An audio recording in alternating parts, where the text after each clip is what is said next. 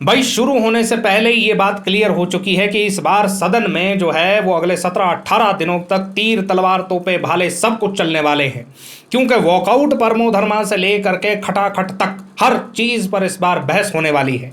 देखिए, हिमाचल प्रदेश में आप इस बार के सदन में जो समय है उसका आप सही उपयोग करिएगा, जनता के मुद्दों पर बहस करिएगा, मगर सेशन में तो समय ही नहीं है।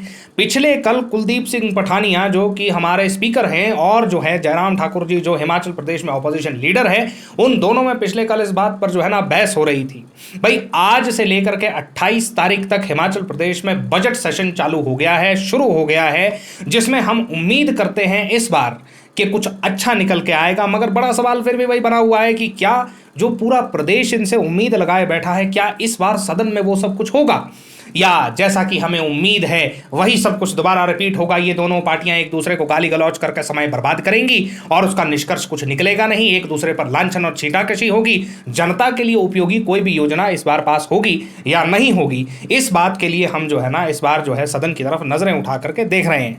बहरहाल पिछले कल जो ऑल पार्टी मीटिंग हुई, जो कि जनरली हर एक बजट सेशन से पहले करी ही जाती है, जिसमें दोनों पार्टियों को बुला करके जो है ना बताया जाता है कि सेशन कैसे होगा, उसमें जयराम जी बिल्कुल क्लियर कर चुके हैं कि भाई हम तो सरकार को घेरेंगे।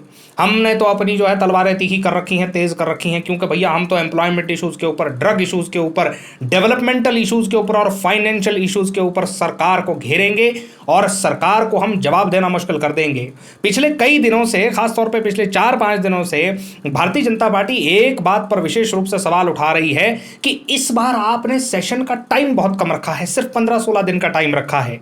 तो आज जो है सेशन शुरू होने से पहले हिमाचल प्रदेश के माननीय मुख्यमंत्री सुखविंदर सिंह सुक्खू ने मीडिया से बात करते हुए यह बात कह दी, उन्होंने जवाब दे दिया कि भाई हम तो बात करने के लिए तैयार है, लेकिन अगर आप बीजेपी वाले वॉकआउट ना करें, बीजेपी वालों का तो एक ही काम है, जहां पर जवाब दिया ना बने वहां पर वॉकआउट कर लो। हम तो भैया शाम को 7 बजे तक भी बैठने को तैयार है, सेशन को एक्सटेंड करने को भी तैयार है और दिनों को भी बढ़ाने को तैयार हैं, अगर बीजेपी वाले वॉकआउट ना करें। भाई इस बात में सच्चाई तो है कि पिछले सेशंस में भी हमने देखा है कि बीजेपी वाले वॉकआउट कर देते थे।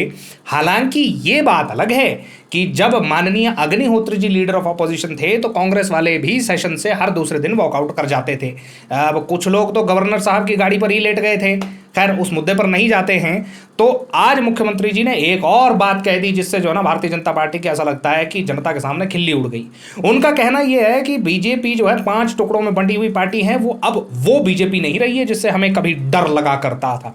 आज की बीजेपी में तो भाई उन खिलाड़ियों की, उन 8-9 लोगों की ज्यादा चल रही है जो कांग्रेस से टूट करके वहां गए हैं। सीएम साहब तो उनको आज भी हमारे लोग कह रहे हैं।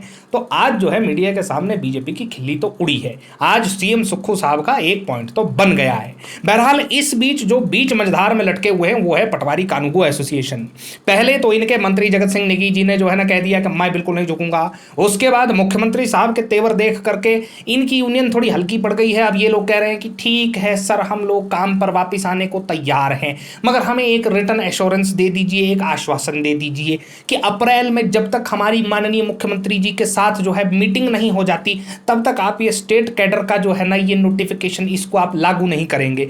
स्टेट कैडर से डर किस बात का है, मैं इस बात को समझ नहीं पाया हूं। जनरली स्पीकिंग किसी का विरोध या किसी का समर्थन करने की बात नहीं है, लेकिन हिमाचल प्रदेश में हर एक छोटे से छोटा आदमी, छोटे से छोटा गवर्नमेंट सर्वेंट स्टेट में कहीं भी पोस्ट किया जा सकता है। अब स्टेट कैडर से परेशानी क्या है ये हमारे लॉजिकल रीजनिंग में तो नहीं आती। खैर, अगर आप में से किसी को इसका जवाब पता हो तो नीचे कमेंट सेक्शन में जरूर लिख दीजिएगा। तो बात को आगे बढ़ाते हैं कि पटवारियों की जो ये मसला है, कानून पटवारियों का जो ये इशू है, ये इस बात पे डिपेंड करता है कि सदन के अंदर भारतीय जनता पार्टी इस मुद्दे को कितने सलीके से और कितने जोर से उठा पाती है।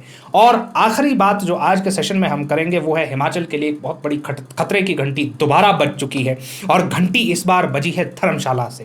भाई देखिए, लैंडस्लाइड्स हुए हैं जहां पर 80 करोड़ की लागत से बना हुआ एक पार्किंग लॉट जो है वो मैक्लोडगंज के आसपास के एरिया में जो बना हुआ है उसके आसपास जो है बड़े बड़े लैंडस्लाइड्स हो चुके हैं, लोग डर गए हैं।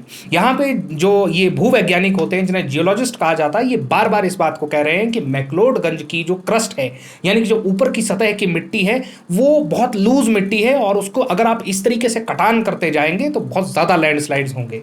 पहाड़ों का कटान, मन मर्जी की बनती हुई सड़कें, मन मर्जी के बनते हुए मकान, किसी दिन इस प्रदेश में बहुत बड़ी प्राकृतिक आपदा को लेकर के आएंगे। 2023 में हम इसका नज़ारा देख चुके हैं। बहरहाल इस बार का बजट सेशन कितना मज़ेदार होगा, क्या क्या उसमें नई चीज़ें निकल करके आएंगी, क्या उसमें जनता के लिए कोई नई पॉलिसीज़ निकल के आएंगी, क्या नए रोजगार के अवसर निकल के आएंगे, नई इन्वेस्टमेंट्स निकल के आएंगी, इस सभी चीज़ों को देखने के लिए आप हमारे चैनल को सब्सक्राइब करना मत भूलिएगा और अगर अच्छी लगी हो तो वीडियो को लाइक करना भी मत भूलिएगा। Thank you.